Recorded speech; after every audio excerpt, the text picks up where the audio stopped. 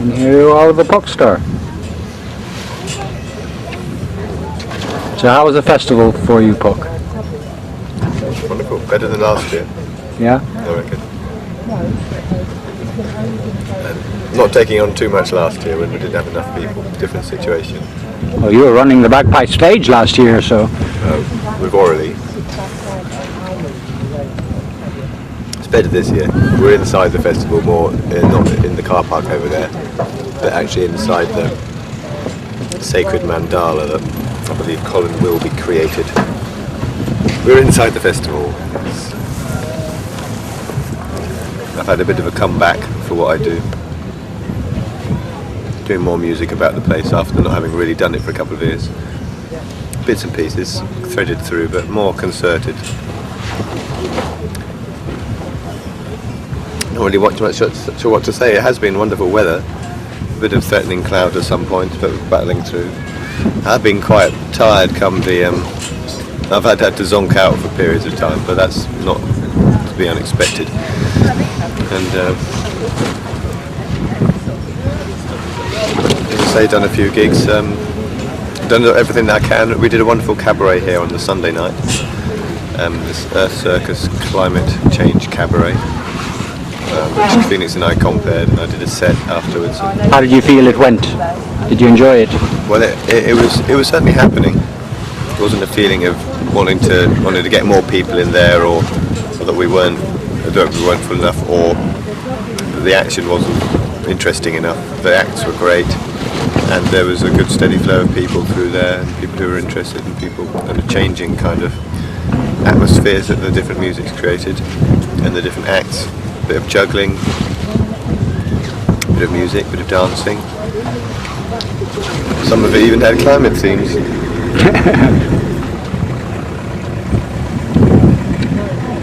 Which tended to maybe it was slightly polarised in that way. The sort of the sort of climate aware one tend to be slightly angry diatribes, or like songs about world leaders and things like that. And the artistic explorations were very beautiful. It's trying to strike a balance between the two. I was wondering how you sort of draw people in and give them a nasty message about what's going on in the environment. Mm-hmm. Not nasty, but you have to be creative about it. I suppose that's the purpose of the whole camp. That's why I'm glad that we're inside the festival now with the campaigns. More people can get to see that. Also coming for dance or theatre and stuff like that. They can see a part of the consciousness awakening that is to do with the political awakening, which is to do with an environmental awakening. All equal awakenings, I think, are part of the same thing. Realising your connection with the planet and the universe can also come with a realisation of the degradation of it. And also then when we join together, then we can maybe think what we can do about it. And even at this hour, which is said to be quite late. Lots of people have been talking about the 2012-2013 change. I know different people have different opinions about that. Some people say it's nothing. Some people seem to be centering things around it. Change somehow for the better. So it just makes sense in a world of complete sort of like messed up poisonedness. And there's a sort of healing in it as well that is inherent in that because it goes too far. We shall see. This is the rainbow. The rainbow is there. You can see the one tribe, one world feeling emanating through it. You'll notice it's held together with bits of polyprop and, well, yes, here's one. Pegs made out of wooden pallets. Maybe unlike something like the Bimble Inn, which was like a really elegant structure, held together very professionally, much bigger. This is a rainbow construction made from bits and pieces. Looks very Space Goatee to me. Yes, it's like a little pen, a geodesic pen. But it was great to get such a fabulous structure as well. I didn't realise we were going to be quite this magnificent. It is magnificent, isn't it? Well, all the all the pieces have to come from somewhere. I know the ones you can't see it here, but over just the third dome on the far side Yeah. is Clive's dome, which was a whole story to get here. Hmm. And then there's which is made of wood, and then with metal connectors, and then there's a big metal one, which is the main body. Behind us there is Rosie's dome, which is made out of twigs with plastic connectors, more or less. We didn't see it all tested in a full-on deluge, as was last year. Oh no, was it last year? No, we had good weather last It year was too. last year, actually. Yeah, we didn't see it tested like that.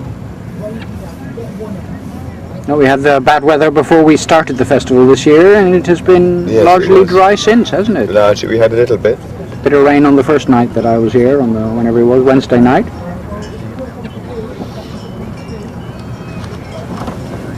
And as a festival as a whole, what did you feel the festival did this year compared to last year?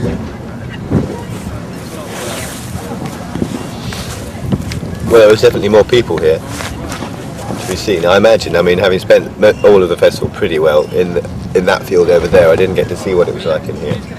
But there weren't that many people relatively last year, which is not to be unexpected because it was a first attempt at something.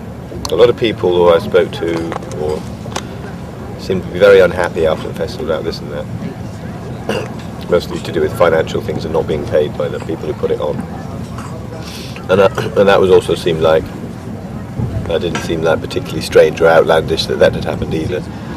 I suppose this is a risky business. I was thinking of how much conviction people have to sort of do this in a proper way, and also the roots of it, of how far they go back, and how strong they are among.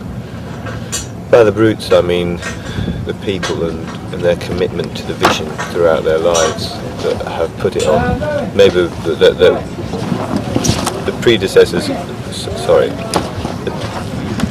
previous incarnations of this dome in sort of stone, like in London or somewhere at the Rainbow Centre, saw the meeting of quite in Kentish Town, saw the meeting of a lot of people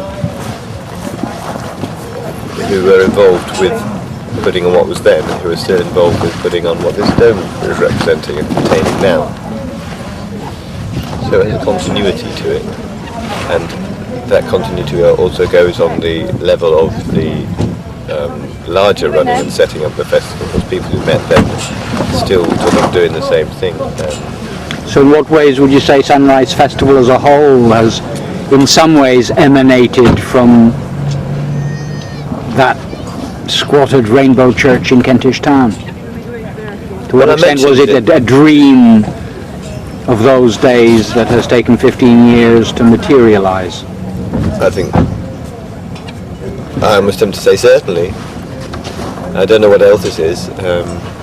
It's part of a dream, an important part of a dream for people simply to come together again. It's kind of like a beautiful expression of it.